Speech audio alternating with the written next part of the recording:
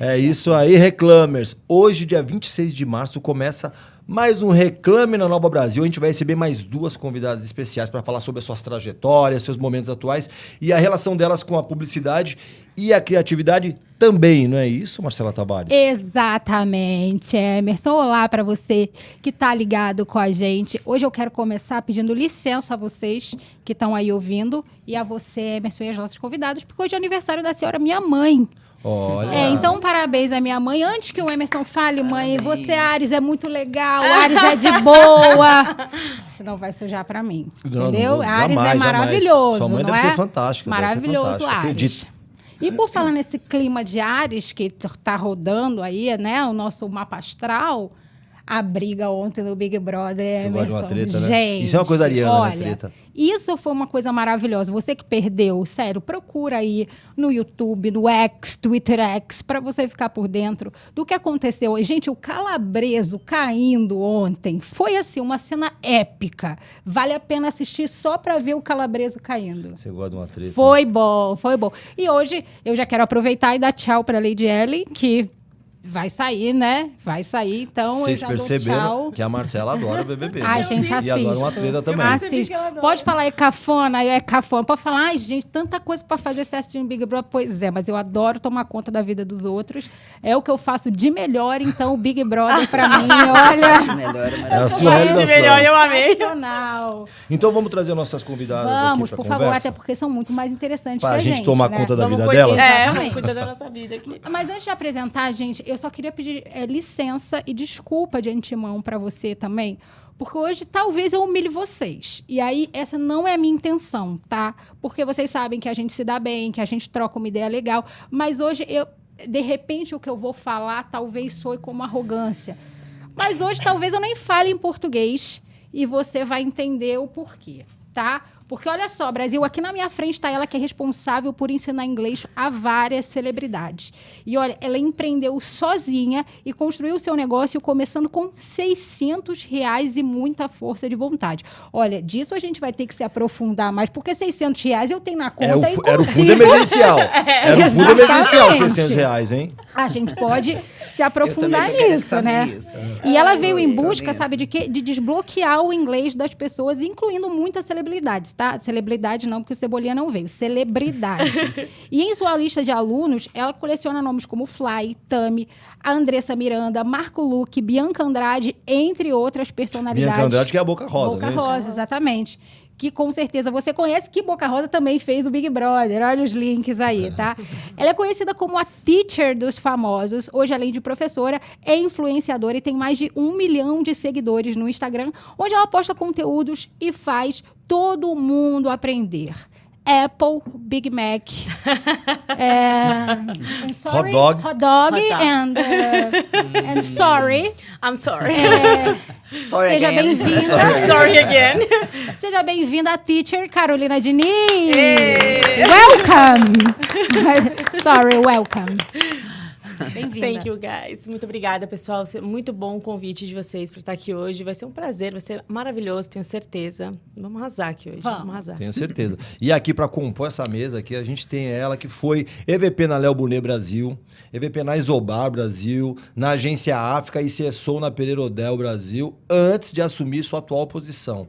Com uma sólida carreira de 40 anos em pesquisa e comunicação, liderou as agências de estudo de comportamento de 3 eleições presidenciais brasileiras e equipes transdisciplinares em grandes agências de publicidade, tendo desenvolvido e implementado estratégias de comunicação para marcas globais líderes. Você vê que tem um monte de curiosidade para a gente falar aqui. Eu já tenho uma... Só aqui nessa Eu já tenho uma curiosidade já tem aí. Algumas, Sua atuação tem sido reconhecida pelo mercado através de prêmios de eficácia, criatividade e inovação concedidos pelo Cannes Festival, Jay Chayat, F Award, Women to Watch, além de ser Singularity Alumnus. É isso, professora? É isso aí?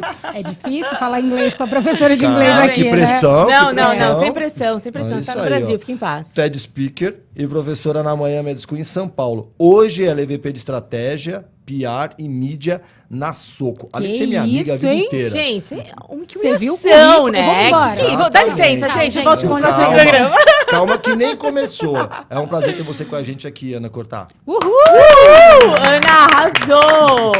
Arrasou, sucesso. É muita história, hein? É muita história, né? É o que a gente tem com muito tempo. Não, que sucesso. Prazer estar aqui. É um prazer, grande. a gente vai falar de muita coisa legal aqui. Eu só queria, a gente destacou aqui 2 notícias que aconteceram essa semana que acho que são legais de falar pra caramba. Primeiro, a Márcia Esteves toma posse na ABAP, a Associação Brasileira de Agências de Propaganda. É a primeira mulher à frente dessa instituição. Sensacional, né? Na história, Sensacional. demorou muito, eu fico muito Opa. feliz que seja a Márcia, uma pessoa fantástica, A gente gosta capaz muito e dela. agregadora.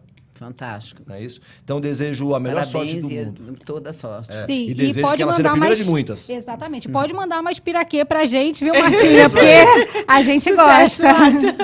E isso aí, só queria só também ressaltar uma campanha do Clube Bahia, que aborda a cultura do estupro no futebol e na sociedade. A gente está vivendo esse momento onde a gente tem 2 ex-jogadores brasileiros acusados de estupro e que a justiça, tanto a brasileira quanto a espanhola, demorou muito para tomar uma atitude e tem atitudes controversas, né? O Daniel Alves agora não está em liberdade. Ele saiu para aguardar o julgamento em liberdade. Para isso, ele pagou 1 milhão de euros. Que pra Na ele não é verdade, nada, não né? acusados, né? Condenados. Condenados, É condenados, importante, inclusive. eles são condenados. O Robinho os dois. o Robinho acaba de ser preso depois de, sei lá, 10 anos, eu não sei quanto tempo que o processo já rolou, que ele já foi condenado na Itália. O Brasil não tem uma relação de extradição, mas aí ele vai cumprir a pena aqui, mas demorou um bocado de tempo e o Daniel Alves tá nessa situação aí. Mas eu tô ressaltando aqui essa atitude do clube, porque é legal, porque ao mesmo tempo que você tem jogadores, representantes do futebol, desse esporte que é tão popular no mundo e que tem essa trajetória péssima, a gente também tem um clube aqui que tomou uma atitude legal. Ele lançou na última semana uma campanha contra a cultura do estupro. No vídeo divulgado pelo clube em suas redes sociais, o narrador reproduz diversas frases machistas. Além disso, uma mulher aparece completamente desnorteada após ouvir dizeres como mulher na minha casa não se arruma para sair sozinha, tal. Será mesmo que ela não quis isso? Essas coisas que as mulheres já estão acostumadas, né, de serem culpabilizadas por um processo tão agressivo quanto esse. No final, a peça apresenta uma reflexão sobre machismo. Se você tem atitudes machistas, você alimenta uma cultura, a cultura do estupro. A culpa é sua, do corpo não. O filme se conecta com a campanha oficial de Dia Internacional da Mulher, desenvolvida pelo clube. Então, legal, a gente parabeniza essa campanha do clube e a gente chama atenção para a importância de você mudar essa cultura, de lutar para mudar essa cultura. Não é só não achar isso bonito, é você virar um agente replicador disso, chamar atenção toda vez que você vê uma situação como essa. Porque eu acho que assim a gente vai começar a mudar essa história. Bom, dito isso... Vou só acrescentar Claro um ponto que sim, aqui. Eu acho vocês, que a opinião de vocês é importante. acho que é muito importante a gente lembrar que essa situação que está acontecendo no futebol, ela é uma questão, ela é uma situação, ela não é uma situação individual. Ela é uma situação que exige a manifestação da indústria. A Leila falou, porque a CBF não falou. O Bahia agora colocou uma campanha no ar. Tem pouquíssimos jogadores que se manifestaram e provavelmente num comportamento de camaradagem que não faz o menor sentido. Esse é um problema, essas pessoas são exemplo para a sociedade e a CBF precisa não só se manifestar, como desenvolver ações reais para que esse tipo de problema de violência contra a mulher acabe. Não seja para que exista uma tolerância zero a esse tipo de situação, da mesma forma que a indústria precisa se manifestar a respeito do racismo. O Vini Júnior, na Também. entrevista, eu me emocionei muito com a entrevista do Vini Júnior. É muito impressionante a situação o que o futebol está representando para a sociedade de maneira geral, não só no Brasil, a respeito de assuntos como a violência contra a mulher, a respeito de situações como o abuso infantil. A gente tem aí vários casos relacionados de abuso por treinadores, não só de mulheres, mas também não de só homens. no futebol, mas natação e outros esportes mais. Então, é como indústria. A gente está falando de uma crise de reputação que pede uma manifestação e que iniciativas sejam tomadas. Então, é só para lembrar isso, porque a gente fica olhando isso muito na questão individual desses 2 jogadores, mas nós estamos falando de uma crise que é muito que vai muito além desses dois jogadores. Exatamente. Perfeito. Eu vou abster a minha opinião, porque se eu falar, aí a gente vai ter que censurar o programa todo. E eu não gostaria de poluir o ouvido de vocês com o Pi. Não, mas é um absurdo mesmo. Um absurdo. Nossa. Agora, posso tirar uma dúvida? Claro. Carol, você quer que a gente converse em inglês, em português? É um pouco desconfortável pra eu ficar só falando em português, mas eu vou Ah. fazer eu vou dar o meu melhor aqui. Porque assim, se você quiser, a gente Gente, pode imagina. bater maravilhoso. um inglês A aqui gente- tranquilo. Eu só fico sem graça, assim, de te humilhar, mas... Mas eu sei lidar com isso. Ah, Eu sei lidar com entendi. isso. Eu vim bem trabalhada para lidar com isso. Eu beleza. imaginei que isso pudesse Aham. acontecer. Mas eu falei assim, não, se lá todo mundo ficar falando só em português, eu vou tentar... Eu vou conseguir fazer esse porque eu passo esforço. parte do meu dia praticamente falando só So em inglês. sorry, everybody, né? Mas eu vim louca para esbarrar em falar que eu alguém domino, aqui, só sorry. para falar, né? I'm sorry. I'm sorry. Foi bem Everybody. isso. Everybody é uma fala sonora, não é? Agora, conta pra gente como é que é esse negócio de 600 reais, que 600 reais é um dinheiro que eu e o Emerson a gente tem, então a gente pode empreender. Como é que foi que você colocou o teu nome, que hoje o teu nome, se você falar sobre professores de Por que inglês... choras, Paulo Guedes? Não, na verdade, essa história de começar com 600 reais nem foi 600 reais, eu comecei do zero mesmo. Eu continuei com os meus 600 reais quando eu já tinha começado guardados. a empreender. Aham. Eu comecei a empreender por necessidade. Não foi nem só por propósito, eu quero empreender e tal. Eu comecei por necessidade. Eu precisava sair de uma situação que eu estava, assim, que não era nem o fundo do poço, era um pouquinho mais para baixo. Eu precisava fazer algo para mudar a minha situação. Eu tinha um filho pequeno, eu falava, não dá. Essa situação, eu cheguei aqui, eu falei, não tem mais jeito. Eu preciso sair de onde eu tô. O que eu tinha era 600 reais. Mas aí você já era professora de inglês, Eu já dava aula em de escola? inglês. Não, dava aula particular Aham. só. Eu nunca acreditei que ser professora pudesse me levar para algum lugar, ou melhor, pudesse me trazer para o lugar onde eu estou hoje, ou me levar para o lugar onde eu vou chegar. Eu não imaginava isso, porque eu tinha na minha cabeça que professor era aquele rótulo, né?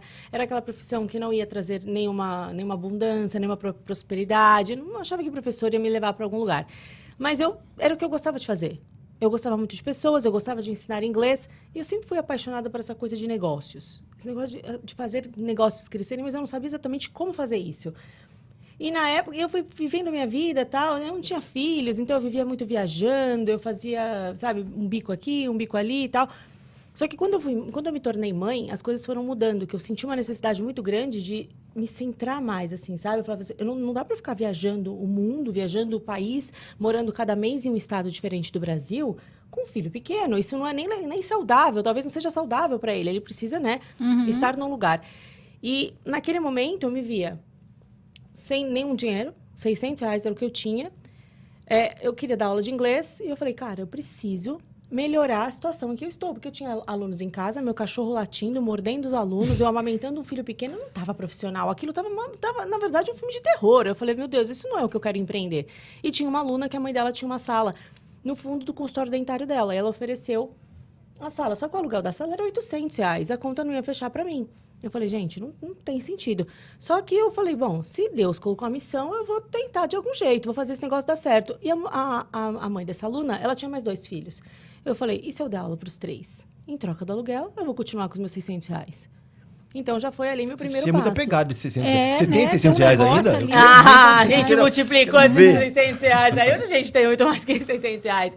Então, a gente começou com isso e falei, bom, porque eu precisaria de todos os insumos ali. Eu ia precisar de carteiras para os alunos sentarem. Eu ia precisar... Claro. Quando eu cheguei na sala, gente, a sala era só mofo, era o terror. Aquela Ai, sala eu era... amo o cheiro de mofo. Não, mas imagina só, eu não ia conseguir nem respirar. Minha asma ali, na hora que eu entrei, eu falei, eu não ia conseguir nem respirar. Eu falei, não tem condição. E ali eu olhei e falei, gente do céu, vou precisar reformar isso aqui. Como que eu reformo 12 metros quadrados com 600 não ia dar também? Fiz permuta com o pedreiro, ensinando a filha dele. Então, tudo foi ali. Eu comecei ali com os 600 reais, mas usando zero dos 600 Você quer reais. fazer uma permuta com a gente, ensinando a gente a falar inglês? E todo programa a gente vem aqui, fala um hi everybody, fala seu nome, fala e melhor dá meu professora. arroba, a gente Vamos. pode fazer isso. Não, mas isso foi uma questão inteligente na época. Sim, porque se eu- muito. Nem sempre dinheiro é a única moeda de troca. Né? Eu te ofereço o que eu tenho, você me oferece o que você Às tem e a vezes gente vai trocar. a outra moeda é tão mais interessante para você, Exatamente. porque Pra faz mim você era. captar muito Nós mais, Exatamente. né? começamos assim, né, gente? Exato. Exatamente. É. Então, eu falei assim, bom, é isso que eu tenho aqui. E todo mundo foi topando. Naquele ano que eu comecei, eu tinha... Foi que ano isso? Isso foi em 2014. Eu tinha 8 alunos naquela salinha de 12 metros quadrados. Só que o método tinha todo sido criado por mim. Eu fui panfletar no metrô. Quem fez os panfletos? Um aluno que tinha uma gráfica. Em troca de mensalidade, ele me pagou com panfleto, eu fui panfletar no metrô, que era o horário que as pessoas saíam mais cansadas do trabalho. Eu imaginava que naquele horário de dor, era um horário que ela poderia tomar uma decisão de realmente fechar uma escola de inglês, fazer inglês comigo. Porque se não fosse naquele momento de dor, ela não ia, ai, no maior prazer, acho que eu vou fazer inglês, hein? difícil, não. né? Ela precisava estar num momento de dor, em que ela ia entender que o inglês poderia mudar a vida dela. Porque pessoas que falam inglês ganham até 60% mais do que pessoas que não falam inglês exercendo a mesma função. Agora eu entendi tudo. Você entendeu onde é que tá o negócio? Por que eu tô ganhando pouco? Eu tô te falando. Porque eu só manjo um everybody, thank you, sorry. Se você colocar mais 3 palavras aí, já vai aumentar um pouquinho. Não, mas eu tenho um Apple, eu tenho um Big Mac, aí minha Já tá cartela... rolando. E aí eu fui a partir daí, de 8 para 81 anos, a gente foi de 8 para 81 anos. No segundo ano, já estava abrindo a primeira unidade física. Olha que bacana. Porque eu tinha pessoas assistindo do lado de fora da sala, sem entender absolutamente nada de negócio. Nada. Porque o empreendedor é aquilo, né? O médico estuda para ser médico, o advogado estuda para ser advogado, e o empreendedor estudou para ser o quê? Nada. O empreendedor, ele faz aquilo que deu na telha. Ele é bom de falar, ele é bom de vender, mas... É quase intuitivo, né? É quase intuitivo. Você precisa estudar para depois se tornar empresário. Aí aquela transição entre empreendedor e empresário é o momento que você vai ter que estudar. E aí foi outra fase da minha vida. Mas neste momento eu comecei a empreender com R$600, mas a recurso zero praticamente. Foi só usando a minha habilidade, a permuta, o feeling. Porque é isso mais que a gente uma palavra em precisa. inglês que eu tenho, viu? Feeling. Exatamente, o feeling. Mas se você parar para pensar, todo mundo que quer realmente empreender, que tem um desejo de fazer algo novo, que é bom em fazer alguma coisa, pode fazer disso um negócio. A grande questão é que a maior parte das pessoas, elas não se sentem capazes nem merecedoras de fazer as coisas. O grande problema está nas crenças de capacidade, nas crenças de merecimento, nas crenças de identidade que a gente tem. Então, é como eu me vejo. Como eu me vejo vai interferir diretamente nos meus resultados. Mas eu ali, de certa forma, eu me via capaz de fazer que eu também não tinha nada a perder. O que eu ia perder? Eu já estava no limbo. O que eu ia perder ali? Não tinha mais nada para perder. E eu olhava para o meu filho e eu falava, gente, essa criança precisa ser alguém. Sim. Se não por mim, por ele. Carol, a gente vai entrar um pouco mais nesse tema. Agora eu quero trazer a Ana. E você, Ana, como é que você começou essa trajetória? Falando de 40 anos atrás, você começou com 10 anos a trabalhar no mercado, é isso? Ué, então, foi mais ou menos. Uns 8 anos depois. Eu sou do interior de Minas, né? Eu venho de uma cidade chamada Manhuaçu. Manhuaçu, não você? Que é uma cidade, em Tupinambá-Guarani, é Rio Grande. Açu é grande, Manhu é rio. E uma região, inclusive, que eu cresci numa região muito próxima, onde muito próximo existem ainda populações indígenas, e cresci lá sem saber que eles existiam. Você estava do lado e não sabia que existiam povos originários ali? Muito louco, assim, como que é um exemplo de apagamento, de invisibilidade, que é também muito grande. Mas eu saí de Manhuaçu com 17 anos, eu saí de uma cidade bem pequena, com 17 anos, fui estudar em Belo Horizonte e cheguei em São Paulo aos 30 anos. Eu cresci, veja, eu me tornei diretora a primeira vez nos anos 90, que é uma realidade bem diferente da realidade que a gente vive hoje, apesar de muito semelhante em diversos aspectos, mas a gente tem mais facilitadores. A gente, nos anos 90, a presença das mulheres nas corporações, ela era muito menor do que ela é hoje, né? E a nossa voz era menos ouvida do que ela é hoje, principalmente a gente falando da bolha que a gente vive, que é São Paulo, Rio de Janeiro, Belo Horizonte, das grandes cidades do Sudeste. Mas, de qualquer forma, eu fiz uma trajetória de lá para cá. Eu trabalhei e eu não tinha dinheiro. Assim, não ter dinheiro é uma realidade comum aqui nessa história. Então, eu paguei minha faculdade, minhas pós-graduações, mudei para São Paulo depois que eu guardei dinheiro para vir para cá. E cresci muito com essa sensação de que eu não era a pessoa certa para estar nos lugares. A sensação de não pertencimento por diversos fatores relacionados a quem eu sou. Que é como a Carol falou ainda há pouco, né? Eu cresci muito com essa sensação de que aquele não era o meu lugar. É tipo a tal da síndrome do impostor, é isso? Seria mais ou menos isso? Olha, eu acho que não. Eu acho que era muito fruto de uma realidade. Você de fato, era criado para... Por exemplo, o sonho da minha avó era que eu trabalhasse no Banco do Brasil, porque era o máximo de crescimento que ela conseguia visualizar. De segurança, né? E ela queria, para mim, uma situação de segurança. Então, que o Banco do Brasil, naquela época, representava, acho que ainda representa para muita gente. Mas eu acho que está mais relacionado... Eu discuto muito essa questão da síndrome da impostora, mas, de qualquer forma, a gente era, dependendo do lugar onde a gente nasce, do lugar, da forma que a gente é criado, por isso tem que colocar várias camadas nessa discussão sobre empreendedorismo, porque por mais que dependa da forma como a gente encara o mundo, a hora que você coloca aí em cima outras camadas, como a camada racial, como a camada de origem, como a camada de poder econômico, quando você vai colocando mais camadas, é mais difícil, porque você tem um fator que é muito importante, que é a autoestima.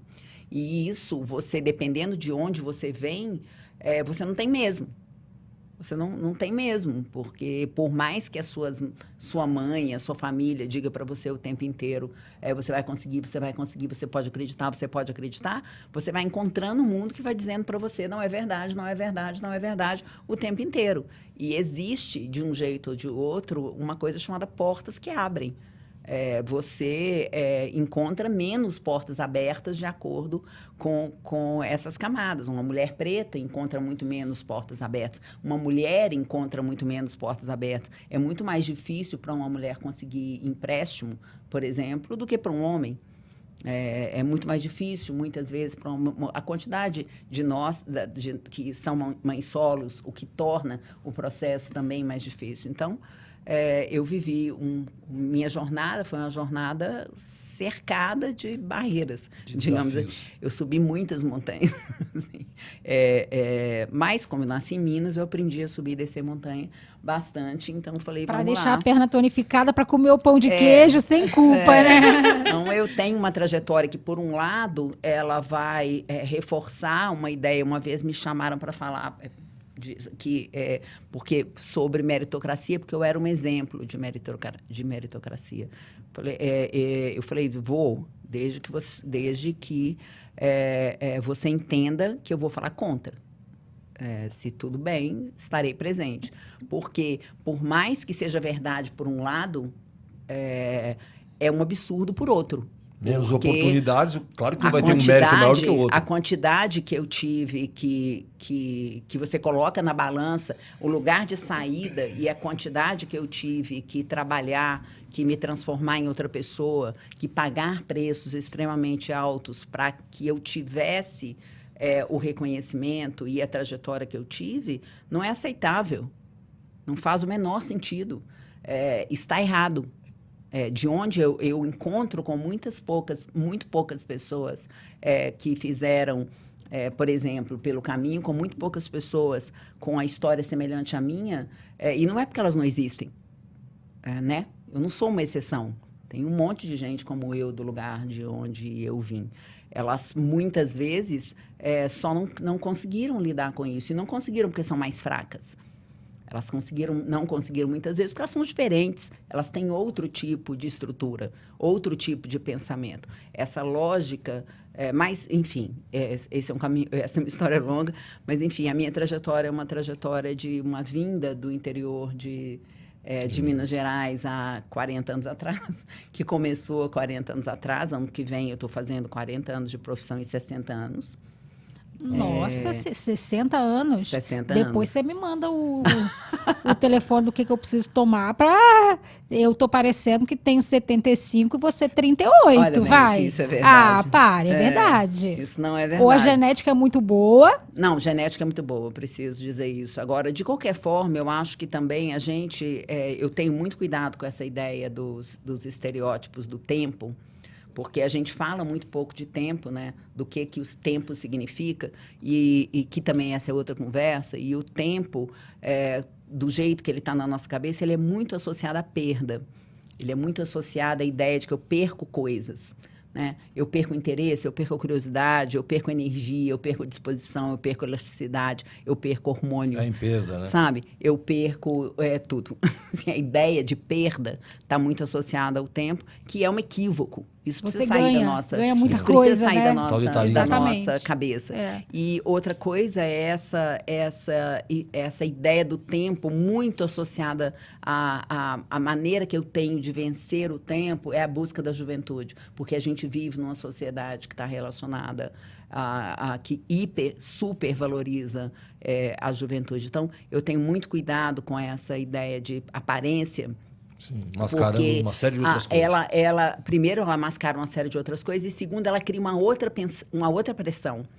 Porque, por exemplo, capas de revista, um novo 50, um novo 60, um novo 70, com mulheres com aparências muito jovens, elas criam, magníficas, elas criam uma outra, elas alimentam um outro tipo de pressão. E lembrando que se eu estivesse cortando cana, ou se eu estivesse andando sol a sol, se eu estiver, enfim, em várias circunstâncias, eu provavelmente estaria diferente. Teria envelhecido de outra forma, a situação de desigualdade que nós vivemos, ela não permite que a gente crie um estereótipo de tempo.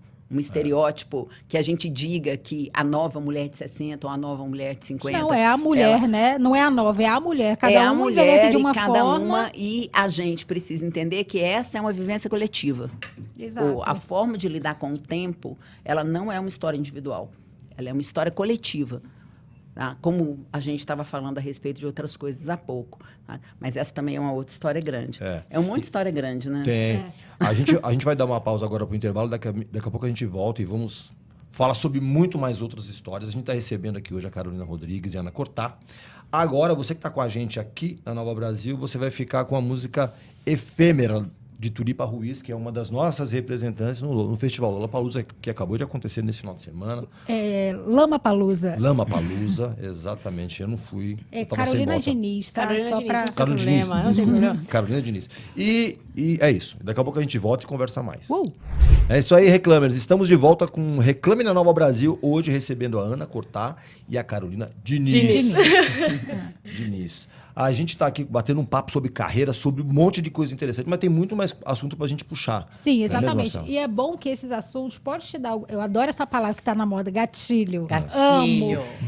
Essa entrevista, gente, pode te dar gatilhos de você levantar do sofá e começar a fazer alguma coisa, porque eu tenho certeza que você está aí desesperado, falando, meu Deus do céu, e agora o que eu faço da minha vida? Porque tudo está aumentando, né? Então, presta bem atenção nesse papo aqui, porque pode te render boas coisas.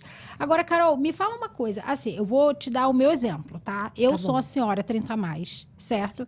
E eu estudei inglês quando era adolescente, por quê? Porque a mãe obriga, né? E aí a gente começa naquela obrigação ali de estudar, você acaba falando assim, já que eu tô aqui, eu tenho que aprender. Tem que fazer, beleza. né? E aí passa-se o tempo, esse inglês não é praticado, e aí vira um everybody, sorry, e você não lembra de mais nada. Aí quando você fica 30 a mais... É mais difícil de você aprender, ou você acha que as pessoas têm um bloqueio, uma vergonha de falar, de pronunciar e de assumir que não sabe falar inglês? A questão não é nem só que fica mais difícil, o que torna mais difícil o aprendizado, quando a gente está 30 a mais, 40 a mais, 50 a mais, é que a gente tem mais... filtros em relação ao aprendizado. A gente está mais preocupado com o julgamento, com a nossa imagem. Porque imagina só, eu estou aqui, quando eu sou adulto, eu tenho mais obrigação de acertar, parece, né? Poxa, o que vão pensar de mim se eu não me desenvolver bem aqui, se eu não desempenhar bem este papel? Porque daí é mais um papel que eu tenho que desempenhar bem dentre todos os outros que eu tenho que desempenhar. Ainda mais para uma mulher. Então, quando eu sou mulher, eu tenho que desempenhar o papel de mãe, de esposa, né, às vezes de gerente, de sócia, enfim, de qualquer coisa. E ainda o de falar inglês. É mais um papel que eu estou colocando em risco todo o meu capital social, né, construído no decorrer de uma vida. E aí, o que eu estou pensando? Caramba, e agora? Eu vou falar inglês? Vou falar errado? Como é que vai ser isso? A minha identidade que eu apresento quando eu estou falando em português não vai ser a mesma que eu vou apresentar quando eu estou no início de um aprendizado falando um novo idioma. E esse conflito entre essas duas identidades causa um choque aqui para mim, né? Eu falo, não é isso. Então, e aí eu começo a ter conflitos aí. Será? Eu não quero. Acho que inglês não é para mim, inglês não é legal. Existe, né, um pressuposto básico da programação neurolinguística, que é o aprendizado acontece melhor num clima de descontração e conforto. E não é o que a gente enfrenta normalmente nos métodos tradicionais de inglês, de aprendizado. Por quê? Inglês em inglês, por exemplo, vai ter um desafio uma pessoa vai ter um desafio muito maior para aprender. Isso você está dizendo na sala de aula, na sala né? de aula. Cara, se você já não está aprendendo, não está se desenvolvendo, imagina japonês em japonês, eu vou ficar aqui, ó, horas para você entender uma palavra. Inglês, se eu te ensinar a partir do português, que você já está acostumado a aprender tudo em português, vai fazer muito mais sentido para você. Você vai começar a usar com segurança, e aí a gente vai bater no gatilho da segurança. Você vai usar com mais assertividade, vai fazer muito mais sentido. Ah, agora sim, aí vai ter, sabe, aquele conforto, aquela descontração, você vai usar com mais tranquilidade. Agora, inglês em inglês, 20 minutos ouvindo aquilo, você já desligou, você já está em outro, você está em Nárnia, você não está nem aí mais, você não quer nem mais saber daquilo. E é o que acontece na maioria dos métodos. Só que, por que as pessoas se convencem daquilo? Porque a gente passou muitos anos ouvindo que desde inglês em inglês desde o primeiro dia, inglês em imersão desde o primeiro dia, e acreditou nessa falácia. Que isso seria possível. Que isso seria possível. Mas não é. Não existe. É para algumas pessoas, para uma porcentagem muito pequena da sociedade, isso vai funcionar, mas não é para a maioria. E a maioria, a gente está falando de 96%, 97% da sociedade não vai aprender inglês em inglês. Então, e se você está nesses 97% aí? Entende? Lascou, né? Ah, e lascou. Sim. No caso que você já viu inglês quando você era mais nova, tem muita coisa aqui que está adormecida, não é que você esqueceu para sempre. Na hora que você rever, poxa, vai fazer sentido, você vai ligar vai fazer aquela sinapse de novo e vai estar tudo certo. Ali você vai conseguir se conectar. Mas imagina só para uma pessoa que nunca viu inglês, que mal foi alfabetizada em português, porque a educação não dá acesso. Gente, isso é uma coisa que a gente precisa falar, porque a educação não dá acesso ao inglês aqui, aula de inglês aqui. É uma no vez por ensino semana, público, né? É vergonhoso. A gente precisa falar sobre isso, porque não existe inglês, não existe na escola pública. Não existe. Eu vejo, não existe nem quase português. Porque tem alunos que saem do ensino médio na escola pública sem saber o que é adjetivo, sem saber o que é vogal e sem saber o que é consoante. É isso que eu tenho encontrado. Sério, né? Isso é muito grave, isso é muito grave. Porque mal sabe falar português. Aí, quando chega para falar inglês, é um choque. Fala, poxa, mal sei falar português, quanto mais falar inglês. E aí entra tudo naquelas crenças. Cara, se eu não dou conta de falar nem o meu idioma, olha só o que você foi enfrentando desde pequeno. Você vai se sentir o quê? Um incapaz. Você não é capaz de nada. Então, olha só o que a gente tem que mexer. Por isso que eu falo, que está escrito na minha camiseta. Inglês é muito mais emocional do que cognitivo. O inglês é simples, é pobre em estrutura, é pobre em vocabulário. Uma palavra, né? Copo. Copo é glass. Glass é vidro. Então, um copo de vidro, glass de glass, é tipo, né? É ridículo. Se você parar para pensar, inglês é muito fácil. E por que as pessoas não aprendem? Porque as pessoas já não acreditam nelas desde aquilo que elas vão ouvindo desde criança. É muito mais emocional do que cognitivo. Ô, Ana, mudando aqui um pouquinho, como é estar na liderança de uma área que reúne PR, estratégia e mídia? E ainda mais numa agência tão jovem quanto é a Soco. Tem muitos conflitos para fazer esse trabalho. Como é que você consegue desenvolver isso aí? Esses desafios. Mais uma gama de desafios que você enfrenta na sua vida. Esse é o desafio bom, né? Sim. Sim. Essa é a parte do desafio que é boa, assim. Eu adoro fazer o que eu faço, né? Eu acho que é um grande privilégio, assim. Eu gostaria muito que todas as pessoas pudessem trabalhar e ganhar dinheiro com aquilo que elas amam fazer, assim. Eu adoro pessoas e adoro estudar comportamento. Eu fui trabalhar com o que eu trabalho por isso, por gostar disso. E com o tempo fui aprendendo e passando a gostar muito de desenvolver pessoas, que é muito o que você faz, né, também. Assim, gostar muito de desenvolver pessoas, identificar talentos, ajudar as pessoas a criar condições para que elas revelem o que elas têm de melhor. E isso passa por desenvolver método, passa por ensinar, passa por identificar talento. E com o tempo também, eu estou trabalhando com a quarta geração de pessoas de 18 a 20 anos, de 18 a 25 anos. É a quarta vez que eu vejo pessoas de 18 a 25 anos entrando no mercado e que eles fazem parte do meu time. Eu acho que eu não vivo conflitos de geração. eu poderia explicar muitas... Acho que podem existir muitas razões para isso. Acho que uma delas é que eu não vivo no passado. acho que cada geração que chega, eu acho que eu me apaixono de novo por um conjunto de referências e de coisas que estão colocadas ali. Eu sou muito apaixonada pela ideia de construção do que vem pela frente, de transformar as coisas. Então, E também tomei decisões nessa direção, né? Há 8 anos atrás, eu comecei um processo, eu empreendi e comecei um processo de transformação muito forte. Eu fiz 4 peregrinações para a Índia, passei a meditar, adotei a Kriya Yoga como forma de busca do sagrado que está em mim, que está na própria da natureza e do autoconhecimento. Mudei muito a minha visão de liderança, do que é liderança, do que é modelo de trabalho. Eu estou na Soco hoje porque a Soco é uma agência comprometida com a construção de uma realidade não agressiva, não bélica de trabalho. Então, com muitos compromissos relacionados tanto à diversidade quanto à intolerância zero, ao assédio de qualquer natureza. Como você sabe, eu liderei um trabalho que denunciou, co-liderei com Ken Fujioka, um trabalho que denunciou a situação de assédio nas agências de publicidade no Brasil. Já tem uns 10 anos isso, né? Já está fazendo 8 anos. 8 anos. É impressionante. Que trouxe para a mesa a discussão que não acontecia, era uma cumplicidade silenciosa, sem noção. E isso me aproximou muito das pessoas mais jovens também, porque eu acho que as pessoas olhavam quando pensavam em liderança, quando olhavam para cima, era muito difícil elas verem pessoas com quem elas se identificassem, que estivesse discutindo pontos que fossem relevantes para elas. E a junção das áreas de PR, estratégia, dados, né? Estratégia, dados, PR e mídia, que a gente chama de connections na Soco, eu considero ela muito natural. A primeira vez que eu trabalhei com um desenho semelhante, foi na Pereira Odell. E eu considero ela natural porque você está reunindo estratégias. Todas essas áreas são áreas de estratégia. E, na realidade com a qual a gente trabalha hoje, a gente não cria só campanhas, a gente também cria jornadas de ideias. Então, eu acho muito natural, essa junção. Ela, obviamente, pede mais aprendizado.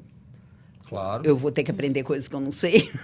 Tem que ser mais completa ainda. Você tem que aprender coisas que você não sabe. E, mais do que aprender também coisas que você não sabe, você tem que dar espaço para as pessoas que sabem, né? Porque, no final do dia, eu tenho líderes em todas essas áreas. E todos eles com bastante autonomia e com uma relação de troca muito grande para que a gente possa construir o que vem pela frente. A Soco está vivendo, você sabe, está vivendo um momento super bacana. Nós somos a única agência entre as 20 maiores que é citada pelo estudo da Scope. A gente está entre as 3 melhores agências em criatividade, com o nosso tamanho. Nós somos uma agência de 7 anos, com 300 pessoas. Que é muita gente, né? Diga-se de passagem. Muita gente. E grandes marcas, né? A gente trabalha com grandes marcas. Então, eu acho enfim, eu acho que é um prazer estar lá. E eu acho que essa junção é muito natural. Eu acho que a gente... elas todas é uma junção de vários pensamentos estratégicos colocados na mesma mesa. A gente tem um processo colaborativo de trabalho na Soco, que é o DNA da Soco, a colaboração é o DNA da Soco. Lembrando que colaboração só é possível se existe confiança, tá, gente? Assim, esse convite para colaboração e para cooperação sem confiança, com uma ideia em empresas que se mantém uma lógica de competitividade muito forte, uma ficção, né? Só existe colaboração com confiança. Mas eu queria fazer um pontozinho fora da pergunta, claro. Que sobre um ponto que você colocou, Carol, que é quando você começa a contar, que você fala que você nunca pensou que como professora, lembra quando você Sim. colocou isso? E eu acho que esse é um ponto muito, muito importante, que é o quanto que isso é um absurdo, né? Mas é. O quanto que essa função, que é a função base, que estrutura, né? Aquilo, o começo de tudo. Depois dos pais, E- são os professores, Né? Exatamente. É um absurdo Um isso. grau de importância na nossa Porque o vida. professor, para tudo, até para você ser um médico, para você precisa de um professor. Então, um professor deveria ser o quê? O topo da pirâmide. Totalmente. Exatamente. E olha a visão que a gente tem, né? A nossa cultura, ela não valoriza o professor. E se você parar para pensar, qual é o estereótipo do professor na nossa cultura? E quando eu falo... É impressionante a diferença quando eu me apresento como professora e quando eu me apresento como empresária. Se eu falar assim, ó, a pessoa não me conhece, Carolina Diniz, professora de inglês, nem me recebem. Teacher dos famosos, empresária. Nossa, só falta estender um tapete vermelho. Então, é para você ver que existe sim, e deveria ser ao contrário. Pois é, Deveria ser importante. totalmente o contrário. E quando eu mentoro professores, eu mostro para eles que vocês são o topo da pirâmide. A profissão de vocês, para que eles se sintam valorizados e validados o tempo todo. A profissão de vocês é a profissão mais importante deste país. Ponto. Porque sem professor... Desse de qualquer país, né? Exatamente, exatamente. Sem professor não existe nenhuma outra profissão. Não existe, gente. Não tem como. Para qualquer coisa você precisa de um professor. Não, e é maravilhoso que você se transforme nesse exemplo, né? De criar um método, de transformar isso em algo extremamente relevante e ganhar dinheiro com isso, né? Eu acho Sim. que essa... Que é justo, né? Não, e eu acho que isso também se torna um exemplo. Eu acho bastante importante nesse sentido, porque é um absurdo. É um absurdo que você sonhar, que as pessoas não sejam estimuladas a sonhar com esse lugar de ensinar o outro, de orientar o outro, de ensinar o outro como um lugar de valor, como um lugar que é capaz de te sustentar de forma digna. Que é capaz de te levar para um lugar de resultado financeiro, de resultado de reconhecimento pessoal ou profissional merecido. É um absurdo que, quando se pense nisso, você pense que você está escolhendo algo que não vai te levar a lugar nenhum. É muito absurdo. E quem colocou essa primeira ideia para mim, na minha cabeça, foi meu pai. E foi logo depois que ele faleceu que eu falei, não, eu vou fazer esse negócio dar certo. Porque meu pai falou assim, porque eu desisti da medicina para ser professora de inglês. Ele falou assim para mim, porque eu vim de uma família muito simples, né? E eu falei assim, eu sendo arrimo de família, eu falei assim, eu vou ser médica, eu vou tirar todo mundo dessa merda.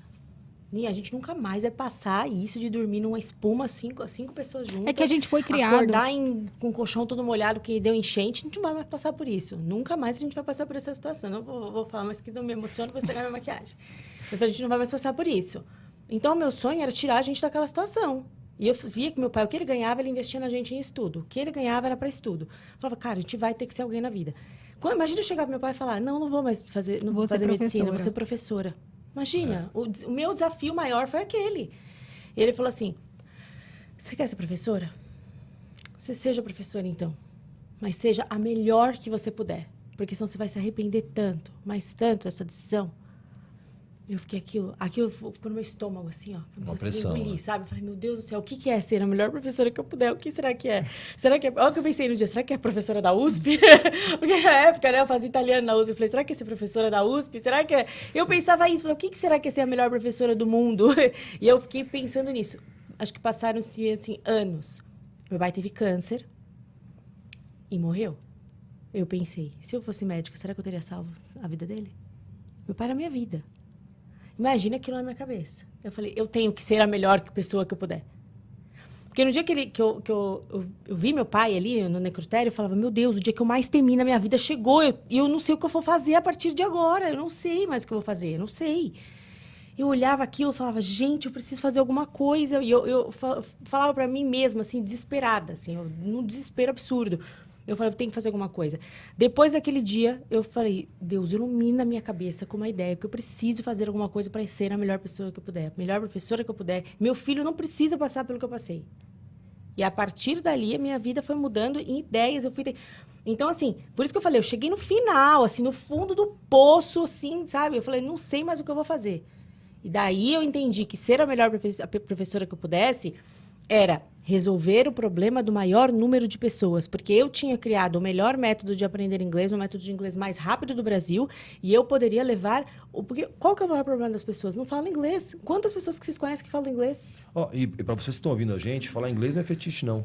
Realmente ajuda a gente em todos os campos de trabalho. O Brasil é um país que vive muito de turismo, por exemplo. Pois é. O taxista tem que falar inglês. O atendente de hotel tem que falar inglês. Pois é. O cara da lanchonete, todo mundo. Então não é um fetiche, eu acho que é muito importante. Não é a gente, você está querendo ser americanizado. Não, é importante para a gente ganhar mais e para a gente poder trabalhar. E capacitação profissional nas comunidades? No mercado publicitário, então, a gente fala metade português, metade inglês e tudo. Eu acho que é 80% em inglês, palavrinhas soltas em inglês, sabe? O publicitário tem uma palavrinha solta em inglês. Tudo bem que esse mercado, se você analisa o tamanho do país, o mercado não é tão grande assim, mas se você for ver a necessidade que é falar essa língua que acaba sendo uma língua mais falada no mundo, ela é muito grande. Muito. E aqui no Brasil, não, o país que a gente tem o maior número de escolas, né, é o Brasil, até também por extensão e pelo número de pessoas, é natural que a gente tenha o maior número de escolas de inglês no mundo, mas é o país onde menos se fala o idioma. Então, a disparidade desses dados é gigantesca. É gigantesca. Eu falei, não, tem alguma coisa que está errada. O que está se aplicando no Brasil não está certo. Aí eu falei, então eu vou mudar esse negócio aqui, vou revolucionar essa coisa aqui. Então, imagina sozinha começar com tudo isso, chegar na internet, falar tudo que eu falo, enfrentar tudo que eu enfrento. Tem que ter um propósito muito grande por trás disso tudo, Sim. né? E a gente tem... entendido que o inglês ajuda até na capacitação profissional, porque dentro das comunidades a gente pode levar o inglês para a capacitação profissional das pessoas que não conseguem acessar uma faculdade. Porque o inglês, um professor de inglês, inglês é um curso livre. O professor de inglês ele não precisa ter a faculdade de letras. Ele pode ser um professor de inglês e ser um excelente professor de inglês. Porque ele não precisa ter a formação. Então, de repente, você coloca ali na sementinha uma capacitação, deu uma profissão, você tirou. Você pode tirar, porque uma pessoa que está com a cabeça vazia, vocês sabem, né? Cabeça vazia é o quê? Oficina do diabo. Você deu uma profissão para alguém. Sim. Olha, isso é maravilhoso, gente. É incrível. É incrível. O inglês abre portas. Falar em capacitação, essa sementinha e mudar a vida das pessoas da sociedade, a gente está chegando perto do final. A gente ainda vai falar algumas coisas ainda, mas eu queria que você fale. A Ana é uma das maiores porta-vozes do ESG no Brasil. Queria que você explicasse para as pessoas o que é ESG e como ela interfere como ela pode interferir, como ela interfere na nossa vida no dia a dia. Eu nem sou uma das maiores porta-vozes em ESG. Mas acaba falando muito sobre. Eu acabo falando muito porque, no final das contas, né, eu acho que cada um de nós acordou num tempo e ainda segue dessa forma. Eu acho que ainda tem muita gente que não despertou para qual é o momento real que a gente está vivendo. Eu despertei já há algum tempo. Essa discussão do ESG ela é uma discussão que tem mais de 10 anos no mundo. O que é o ESG? Então, ESG é uma proposta para que as corporações coloquem como governança a discussão sobre meio ambiente e sobre pessoas. Então, que as corporações comecem a discutir o impacto que elas gerem. Então, de um jeito muito simples, que as corporações comecem a discutir o quanto aquilo que elas fazem não importa se, porque tem também aí, ESG é exatamente sobre governança, meio ambiente e sociedade, o quanto que aquilo tudo que eu faço, inclusive a maneira que eu contrato, a maneira que eu estabeleço a relação com os funcionários, isso também está relacionado a ESG, não é só sobre a questão ambiental, até porque questão social e questão ambiental elas andam juntas. E o ESG é uma discussão que tem mais ou menos 10 anos, mas que chegou que o mercado começou a falar de um jeito muito forte depois que houve a divulgação de uma carta pelo presidente do BlackRock, que é um dos maiores fundos de investimento do mundo, que ele começou que nessa carta, que é uma carta que ele faz anualmente, ele pontuou a questão do quanto as corporações tinham que ter responsabilidade sobre uma geração de lucro que gerasse também um impacto positivo para a sociedade. Ou seja, essas duas coisas não andassem desvencilhadas. Né? É muito importante a gente pensar, porque a gente não presta muito atenção, é natural que a sociedade, o senso comum, não preste atenção nisso, mas a forma como foi ensinado a administração de empresa, né, os conceitos de mercado até hoje, o que se aprendeu foi que as corporações estão a serviço da geração de lucro para acionista. A discussão sobre qual é o caminho, ela é muito recente. Apesar de que a tentativa de que ela se tornasse relevante ela é antiga, inclusive dentro do próprio Fórum Econômico Mundial, essa discussão existe desde sempre, desde a fundação do Fórum Econômico Mundial. Então, já faz muito tempo que existe um conjunto grande de pessoas que discute o modelo que está colocado para o capitalismo no mundo que a gente vive hoje. Ou seja, o tipo de dano que é gerado. E a gente tem hoje números que mostram, então, o PIB cresceu mais de 3 vezes nos últimos 30 anos. E o resultado, do ponto de vista da desigualdade, é um crescimento absurdo da desigualdade. Então, isso, para qualquer pessoa que analisa resultado, diz que o resultado não foi positivo. Como é que eu posso chamar isso de desenvolvimento? Como é que eu posso chamar de desenvolvimento? Como é que eu posso ter uma régua de desenvolvimento que leva em consideração só lucro, mas não leva em consideração nem a questão ambiental, nem a questão social? Eu não tenho não é saudável a gente viver numa realidade de desigualdade que a gente vive no mundo hoje. Então, o dinheiro que está na mão das pessoas mais ricas do mundo hoje, das poucas pessoas mais ricas no mundo hoje, ele é o equivalente a quase 4 bilhões de pessoas, o dinheiro de quase 4 bilhões de pessoas. Essa concentração não faz sentido nenhum. Não é a ideia de que a única responsabilidade é suficiente como contribuição social, que uma empresa gere emprego, isso não faz sentido nenhum. Quer dizer que se eu gerar emprego e escravizar todo mundo que eu emprego, está tudo bem? Quer dizer que se eu gerar emprego e pagar mal as pessoas, está tudo bem? Então, o ESG ele é um convite para essa reflexão de qual é o modelo e quais são as réguas que medem desenvolvimento. Então, ele começa, obviamente, apesar de ser uma discussão que tem mais tempo, a implementação, essa discussão é nova, sob um outro aspecto, porque só recentemente que ela entrou na pauta. Ainda é uma questão que a gente precisa olhar com muito cuidado, porque você tem muita gente que vende uma imagem que não trata a questão de ESG como construção de imagem. Então, assim,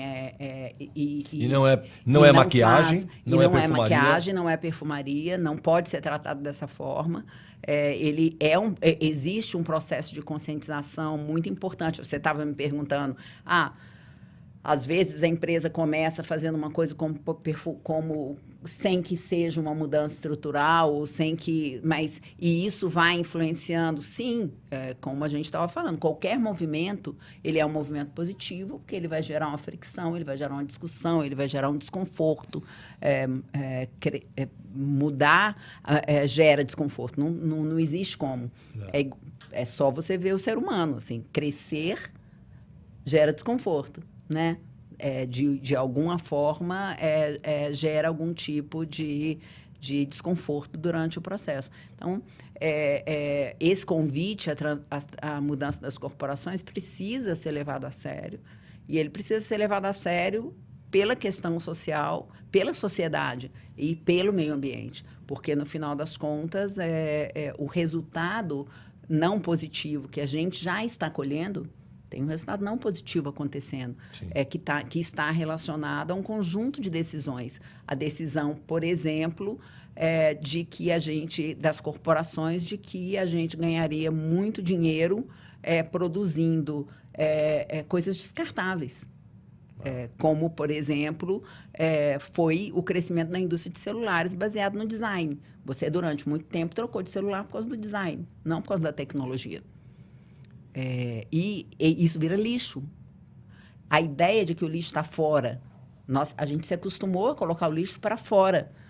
A gente nos pergunta onde é que vai parar, onde é que vão parar as coisas. Os carros, os computadores, os fios, os celulares. E hoje a gente tem uma produção de lixo no mundo que é absurda. A gente tem lixo em todos os lugares. A gente tem ilhas de lixo no oceano. Mas no ponto de vista do planeta não existe fora, se você parar para pensar. Não existe. Não existe fora. Sempre que eu vou descartar o lixo, eu penso isso. No ponto de vista do planeta, não existe fora. Qualquer lugar que tiver, qualquer lugar é dentro. Qualquer lugar é dentro. Entende? Qualquer lugar. Não tem fora. Exato. Então, eu estou colocando fora da minha casa, mas até onde vai a minha casa, entende? E o planeta é a nossa casa, né? Exatamente. Essa mudança de mindset, ela está acontecendo, né? Porque você, não sei se sua mãe pensava assim, se todo mundo na sua família pensa assim, mas as pessoas estão acordando para essa discussão e para esse tipo. Agora, isso precisa também começar a mudar a forma que a gente consome. As escolhas de consumo que a gente faz. Tem que levar isso em consideração. Né? Porque essas escolhas de consumo vão pressionar também a indústria.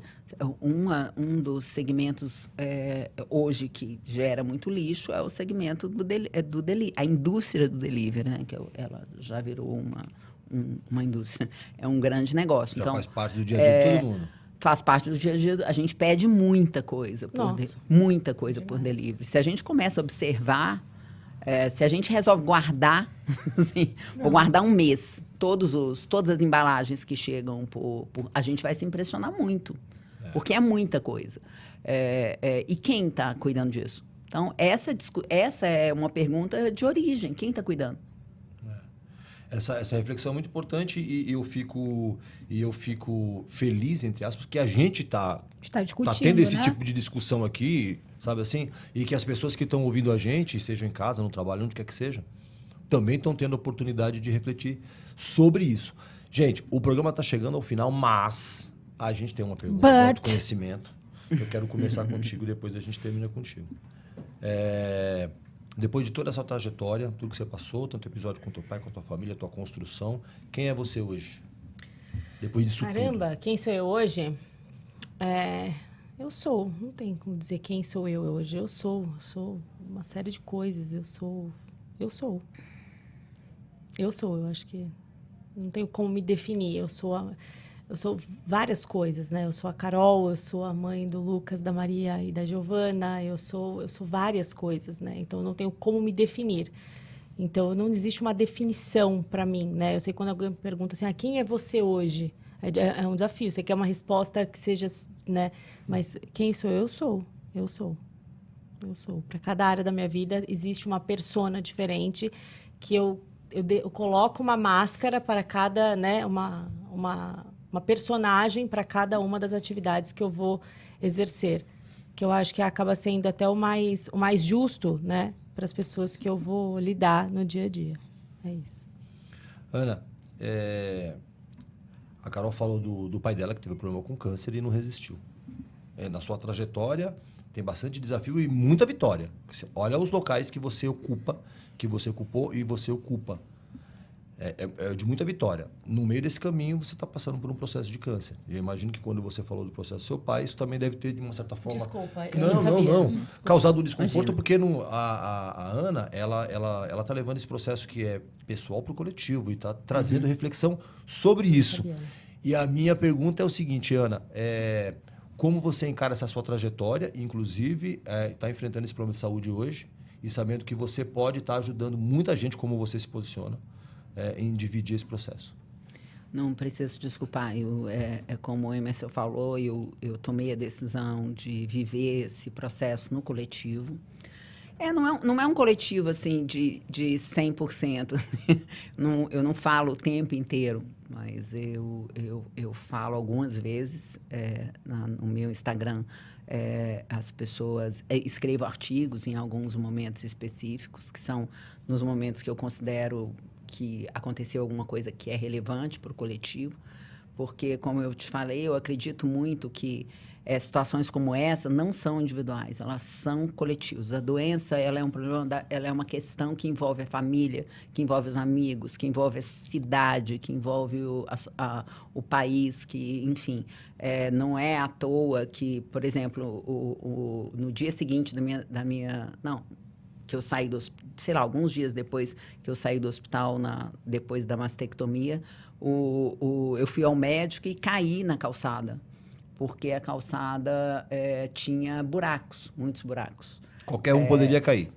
E principalmente pessoas que estão mais sensibilizadas. Então, a ter calçadas onde as pessoas possam andar com segurança é uma questão que também está relacionada à saúde, que também está relacionada à questão da idade, que também está relacionada a um conjunto enorme de questões sobre quem nós somos, né? Então, eu estou vivendo no coletivo porque eu acho que é uma questão coletiva.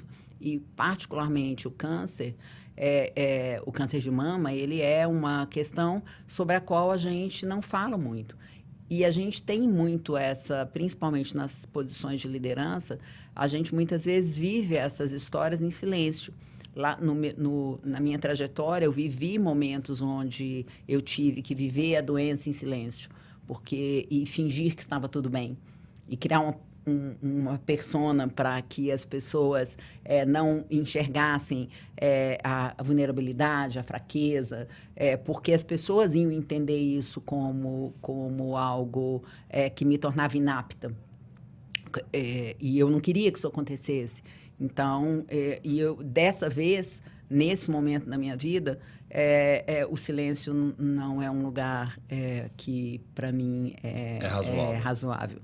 Então, eu falo sobre esses assuntos. Eu escrevi um artigo na Cláudia, que chama o meu segundo artigo. O primeiro fala muito sobre a questão da desigualdade e o segundo fala muito sobre essa questão do feminino e dos valores do simbólico associado à mama, né? Porque a mama não é um órgão vital. E eu vivi um momento de muita dor, sabendo que eu ia ter que tirar uma mama toda e viver quase um ano sem ela. Quase um ano com uma mama só. E que também eu ia perder o mamilo. E isso é uma coisa que me atormentou durante muito tempo. Tem um trecho de uma música do Paulo Moça que ele diz assim: o peito é o alimento e, ao mesmo tempo, a fonte para o desbloqueio. É muito além de uma parte do corpo, né? Então, ele não é um órgão vital, né? Dá para viver sem ele. E, inclusive, eu descobri uma coisa maravilhosa, que são mulheres que escolhem não fazer a reconstrução. Mulheres incríveis, inclusive de diferentes idades.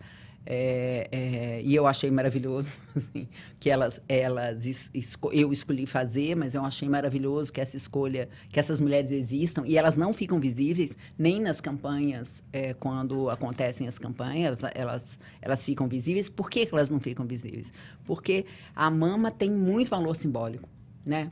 E valores simbólicos que vão da maternidade, do alimento, da maternidade, até o sensual, a beleza, valores que traduzem uma ideia de feminino como se não fosse possível ser, como se eu deixasse de ser mulher, né?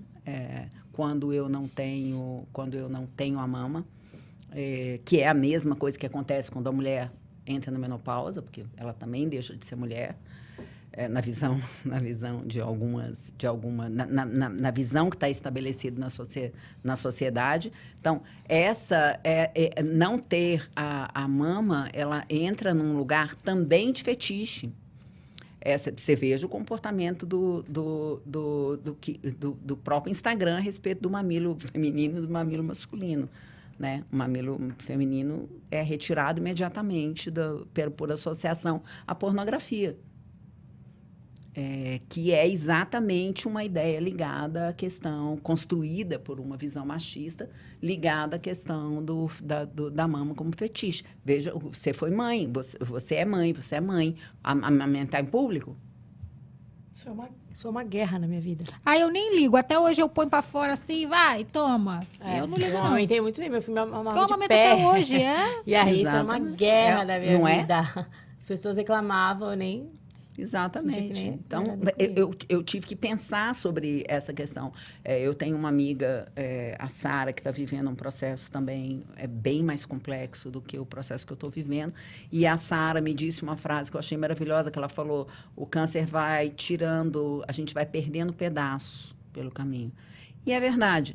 A mama foi, agora vai o cabelo, vão os cílios. Eu espero que não, mas é muito provável que sim. E esse processo todo, ele é um processo que pede um olhar para dentro, porque você precisa se descobrir inteiro, sem alguns pedaços que você perde enquanto você faz essa jornada.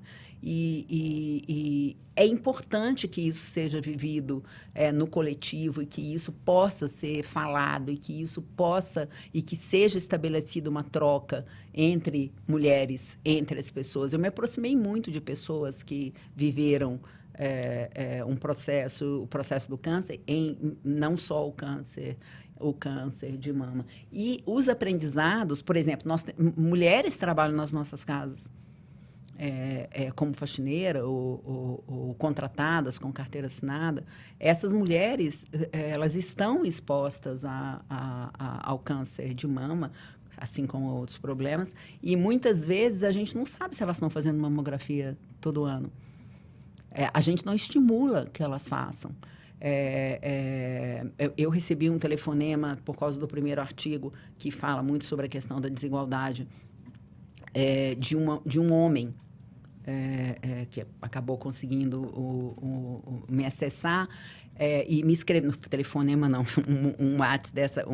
uma mensagem dessa pessoa falando comigo que a diarista que trabalhava na casa dele, que eles gostavam muito, estava com câncer, ele tinha lido meu artigo e ele queria que eu ajudasse ele a pensar o que ele poderia fazer. Eu ajudei ele a construir um pensamento que incluía, por exemplo, orientá-la a respeito, porque ela não tinha carteira assinada, orientá-la e tentar encontrar um advogado para ajudá-la a construir o acesso ao SUS.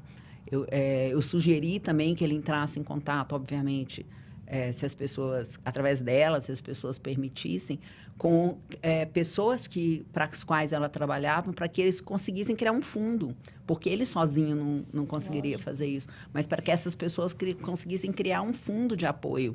Então, assim, nós somos mulheres trabalham para a gente, então a gente precisa conversar sobre isso, a gente precisa conversar sobre a concentração de aparelhos de mamografia no Brasil, que é extremamente a distribuição de aparelhos de mamografia que está concentrados na região sudeste. Tem pessoas que não têm acesso à mamografia, não sei, então a gente fica olhando muito através da nossa bolha e a gente pensa, não, isso nem é mais um problema.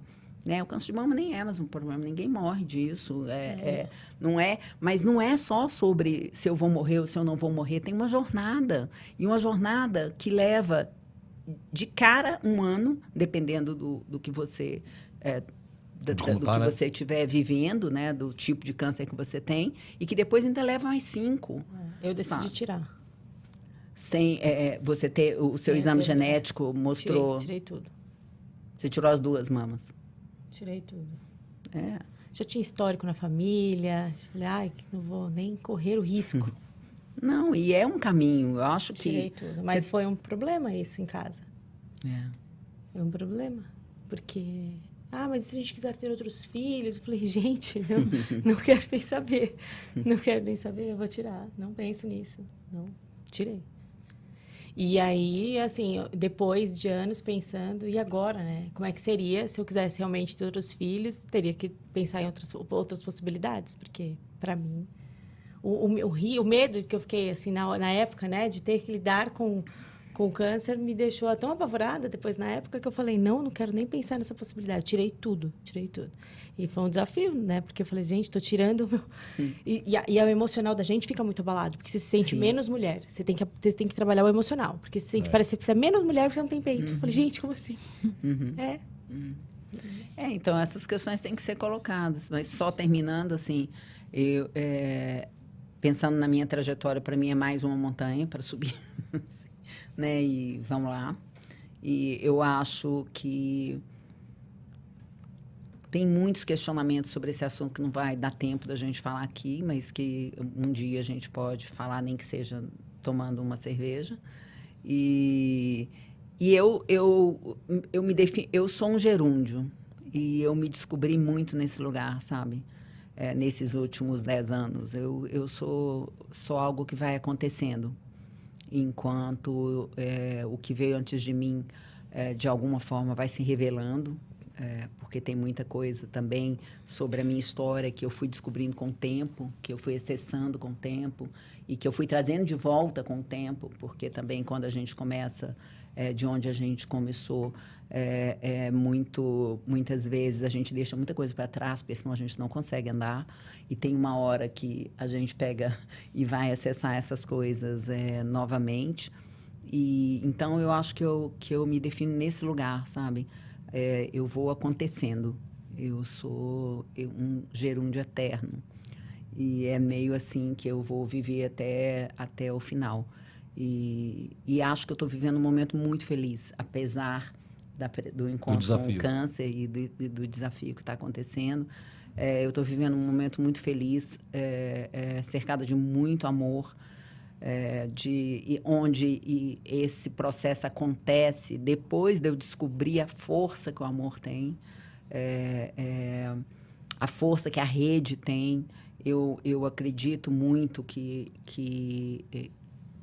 muito no afeto como solução de muitas questões. Eu acho que as redes de afeto, elas vão ser cada vez mais necessárias, desde no seu pequeno círculo até círculos maiores. Em tempos de IA, né? Acho que o afeto é ainda mais importante. Isso a inteligência artificial não vai substituir. O afeto é muito... Então, eu acho que esse processo todo também está me permitindo vivenciar na prática muitas coisas. É impressionante a rede que tem. É impressionante. Eu agradeço todos os dias a rede que eu tenho à minha volta. Eu falo que faz muito sentido isso acontecer do ponto de vista da trajetória nesse momento, porque já teve uma época na minha vida como executiva, em que eu achava que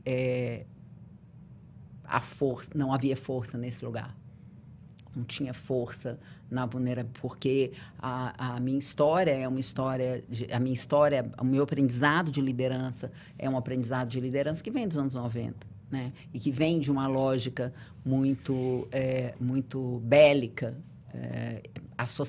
que era o que era associado ao masculino, né, naquele momento. Então, essa ideia de força que está relacionada ao que é agressivo, ao que é impositivo, ao que é indestrutível, né? Eu tenho um prazer enorme em estar vivendo num tempo e depois de um aprendizado que me permite hoje ser uma liderança que já passou por esse momento e já foi ícone disso, para ser ícone de outra coisa. Olha, eu espero que vocês tenham gostado dessa conversa, tanto quanto eu gostei. Eu amei. Pode falar por mim também, tanto porque... quanto nós gostamos, porque eu acho que a gente passou por vários temas importantes pra caramba, reflexões. Faltou falar muita coisa, mas eu acho que a gente falou muita coisa também. Falou muita coisa, tanto em termos de você acreditar em você e de não dar ouvido aos outros e seguir, buscar o seu diferencial e saber que você é única. Encontre aí em você, sabe, essa energia que vai mostrar que você é única e você ter a força para passar pelos desafios e passar com classe muito bem, inspirando as outras pessoas. Isso não é para qualquer um. Então, eu fico muito feliz de ter...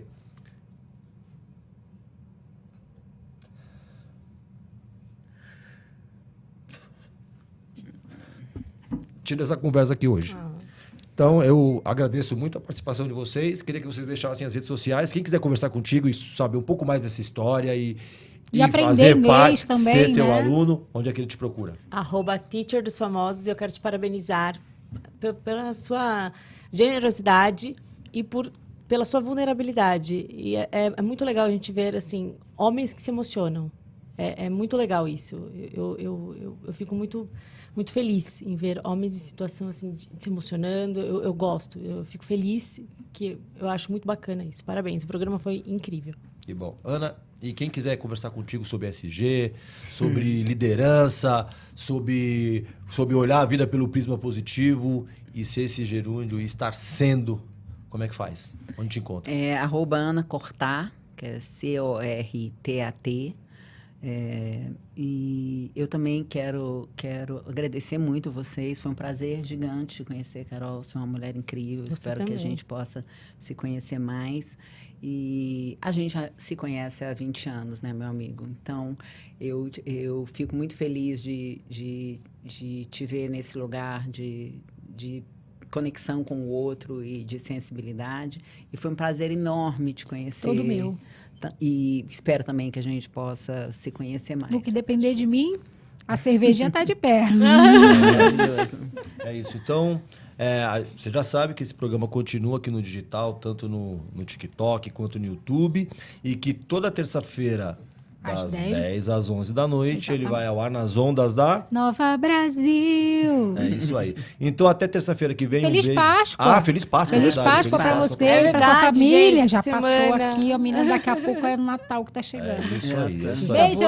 Um beijo, gente. Tchau. Beijo, tchau.